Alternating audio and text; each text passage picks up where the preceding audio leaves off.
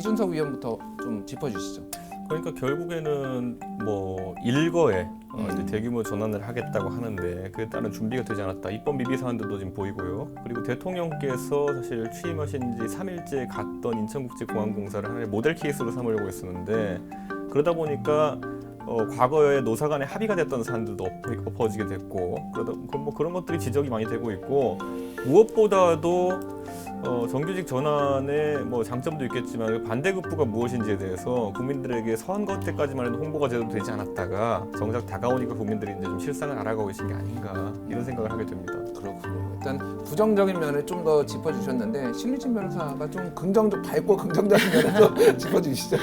저는 사실은 이 문제에 그 숨어있는 핵심 쟁점이 있다고 생각해요.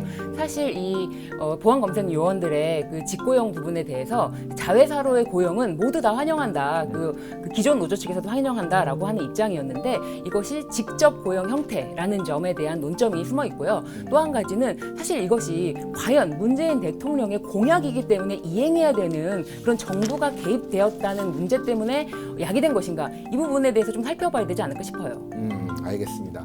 지금 대통령이 방문을 했다고 해서 무리하게 지금 추진된 것이다 이런 식의 말씀을 좀 하신 것 같은데 좀 어떻게 보십니까 그거에 대해서? 뭐 제가 말씀드리지만은 사실 대통령께서 방문하시면 정책 의지를 보이는 건 좋습니다. 근데 지난 3년 동안 그에 따른 후속 조치라고 할 만한 것들이 뭐 그렇게 많지는 않았고 실제로 다른 공기업들 같은 경우에는 자회사 방식의 전환을 다 했습니다. 지금 그렇게 하고 이것을 하기 위해 가지고 60여 개의 기관에서 실제로 외부 컨설팅을 맡겨가지고 80억 원 가까운 비용도 지출하기도 했습니다. 그를 통해서 나온 결론인데 이것을 이제 많은 곳에서 또 이제 보기에는 자회사 편제는 정규직화의 뭐 완성된 단계가 아니다라고 지적하는 분들이 있기에 하나의 모델로 삼기 위해 가지고 대통령께서 방문하시기도 했고 그리고 안정적인 재정 상태를 유지하고 있는 인천국제공항공사에 고른 것이 아니냐 저는 이렇게 생각하거든요. 그런데 지금 뭐 코로나 시국을 맞아가지고 인천국제공항공사의 경영 환경도 굉장히 나빠졌다라는 통계들이 나오고 있고 이게 지금 보안검색요원을 편제하는 과정 중에서 청원경찰 신분으로 가는 것이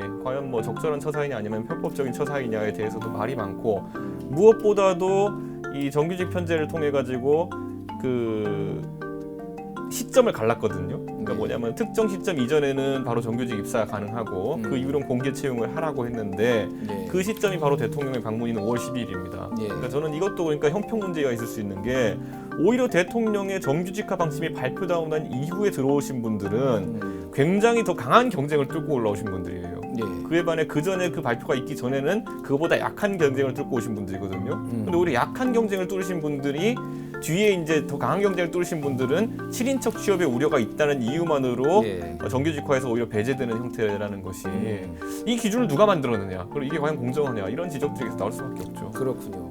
신유진 변호사께서는 지금 뭐 이제 공정성에 대해서 다시 계속 우리가 그 얘기를 하긴 할 텐데 공정성에 대해서 얘기를 했어요. 지금 이게 문재인 대통령이 방문해서 이렇게 된 것이다. 약간 정치 쟁점하는 측면도 있는데 어떻게 보시나요 그거에 대해서? 근데 이게 대통령의 지시 때문에 무리하게 이것을 과연 추진한 것인가 그러면은 그 배경을 살펴봐야 되는데 사실 지금 많이 간과되고 이슈화되지 않는 2016년도 인천공항 보안 대란 사건 모두 다 잊으신 것 같아요. 그래서 제가 몇 가지 짚어보자면은 2016년 1월 21일에 환승구역에 있던 31세 중국인 부부 미입국 사건이 있었고요. 2016년 1월 29일에 베트남 남성 자동 입국 심사대 게이트를 강제로 열고 미입국한 사건이 있었고요. 그리고 2016년도 1월 29일입니다. 인천공항 폭발물 의심물에 대해서 아랍어로 마지막 경고다라는 경고 메시지 YTN 보도로 있었고요. 그리고 2016년 11월 달에는 강제 출국 외국인 2명이 도주해서 1명은 결국 구속됐으나 1명은 아직도 잡지 못한 채로 있고요.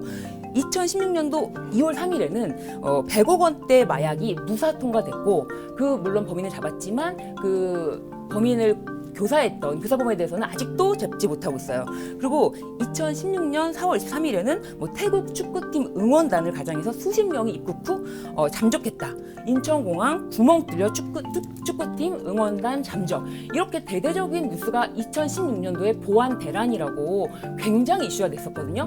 그래서 그 당시 문제점으로 인천공항에서 잇따라 미입국 사건이 벌어지면서 우려가 커지고 있다. 정부가 뒤늦게 대책을 세운다고 하는데 이런 불법 체류 목적으로 조직적으로 미입국한 거 어떻게 막을 것이냐. 이거 원인 진단해야 되는 거 아니냐. 목소리가 굉장히 컸단 말이에요. 그런데 지금은 모두 다 잊고 오로지 2017년에 왜 문재인 대통령이 지시를 내려서 이 상황을 만들었지라고 생각하는 거예요. 그러니까 인천공항에서 미립국이 터지면은 예. 그제서야 뭐 관련자들에 대한 형사처벌만으로 막는다는 거는 거의 땜질식이잖아요. 예, 예. 그리고 지금 이 인천공항 보안검색요원에 대해서 정규직화하는 거는 공공 부분에 대한 모두 비정규직 제로화 이런 부분이 아니라 그렇다면 인천공항 비정규직 전체를 대상으로 해야 되잖아요. 예, 근데 예. 1,900여 명이에요. 1,902명이에요. 그분들에 대해서는 직접 고용이라고 했던 거는 그만큼 그분들이 인천공항의 안전을 책임지고 있기 때문에 그 부분이 굉장히 중요하다. 이 안전 불감증 언제까지 우리가 허용해야 될까요? 그런데 이걸 단순히 대통령의 지시라고만 이거를 굉장히 폄하하는 게 아닌가 싶어요. 저는. 저는 어떻게 보셨나요? 이 논란에 대해서? 저는 이 문제의 공정성이라는 문제가 나왔을 때, 얘기가 나왔을 때, 뭐 취업 준비생들에 대한 배려가 없다, 뭐라고 나왔을 때 굉장히 좀 의아했어요. 왜냐하면 2019년도 8월달입니다. 한국도로공사가 그 톨게이트 수납원에 대해서 직접 고용을 하라라는 대법원 판결이 있었거든요. 예. 그렇다면 왜 한국도로공사에서 직접 고용을 한다면 이 취업 준비생들이 그거에 대해서 대법원 판례에 대해서 한마디도 비평을 안 했을까요? 이렇게 직접 고용을 하라고 법원이 명령을 내리는 것은 우리의 고용 시장을 불안하게 하는 거 아니냐? 그때 비평을 했다면 이것도 같은 취지로 이해가 되겠어요. 그런데 이때 당시에 인원도 한번 비교해 볼게요. 한국도로공사가 직접 고용을 하게 되는 인원이 1,400여 명입니다. 그리고 이번에 인천국제공항공사가 직접 고용하는 인원이 1,900여 명이에요.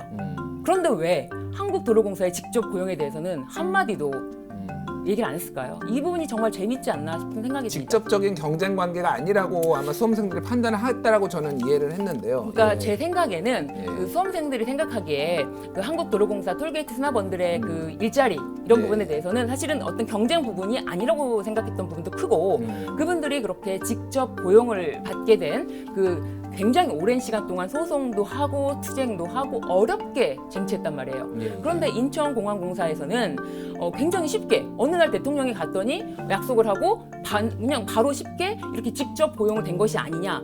누군가는 어렵게 쟁취하는데 누군가는 쉽게 쟁취한다. 나는 어렵게 쟁취하는 쪽인데 저렇게 쉽게 쟁취하는 쪽에 대해서 무임승차를 한 것 같다. 네, 이런 그런 느낌을 시각을 받았다. 문제를 제기하는 것인데 그렇다면 한 번쯤은 그분들이 정말 그렇게 단순히 생각하는 것처럼 쉽게만 그 일을 수행하고 있었는지 문제가 발생했을 때 그분들의 책임이라든지 그런 것에 대해서 생각을 안 하고 단순히 저건 너무 쉬워라고 비평을 하는 것은 옳지 않다라고 생각합니다. 알겠습니다. 그러니까 이준석 결국에는 의원. 우리 예. 사회에서 지금 이제 박근혜 정부 시절 때나 이럴 때는 보통 전환의 합의점이 어디까지 갔냐면 무기계약직이라는 거까지 갔었어요. 예, 그러니까 예. 우리가 비정규직과 정규직의 차별 요소 중에서 고용의 안정성이 하나 있고 두 번째는 처우의 차이가 있는 거거든요. 예. 그러다 보니까 이 두 가지에 대해 가지고 고용의 안정성을 확보하자 해가지고 무기계약직으로 보통 이제 합의가 되는데 보통은 여기서 이제 문재인 정부에서 그다음 합의된 선이 자회사 직고용 정도일 거다. 자회사 이제 정규직화 정도일 거다라고 생각했고 실제 도로공사에도 처음에 그렇게 갔죠. 그리고 다수의 인원들이 거기에 동의했었죠. 근데 문제는 뭐냐면 이제 일부 이제 투쟁을 통해 가지고 정규직화에 되신 분들이 있는데 이분들이 그러면 과연 도로공사, 문재인 정부의 도로공사입니다. 문재인 정부의 도로공사에서 이분들한테 어떤 발령을 냈는지는 알고 계실 겁니다. 그분들 실제로 뭐 인터뷰도 하셨어요. 경기도에 사시는 분인데 강원도에 있는 졸음쉼터, 말이 좋아서 졸음쉼터지 졸음쉼터는 화장실 청소입니다. 거기에 발령을 냈어요. 그래서 예, 지금 아까 신유진 변호사가 말했던 그 성공적인 정규직 전환에 성공하신 분들이 지금 경기도에서 그 화성시에 사시는 분인데 인터뷰했는데 강원도의 졸음쉼터에 화장실 청소하고 다니고 계세요. 예, 그러니까 결국에는 문재인 정부의 도로공사에서도 이런 어쨌든 준비되지 않은 정규직화에 대해 가지고 대처할 방법이 없는 겁니다. 만약 그것이 뭐 더 나은 형태의 고용이라고 생각한다면은 저는 뭐 그것도 말리지 않겠습니다만은 저는 굉장히 정부의 정책 기조와 공기업을 운영하는 사람의 마인드 이런 것들이 충돌하는 상황이다. 예. 그 공기업 사장을 대통령이 임명했는데도 말입니다. 그럼 왜 그럴까? 지금 우리 공기업에 대해 가지고는 공기업의 방만한 운영을 막기 위해 가지고 예. 인건비 총액제를 시행하고 있습니다. 그건 당연하죠. 왜냐하면 공기업은 주인이 없는 회사이기 때문에 예.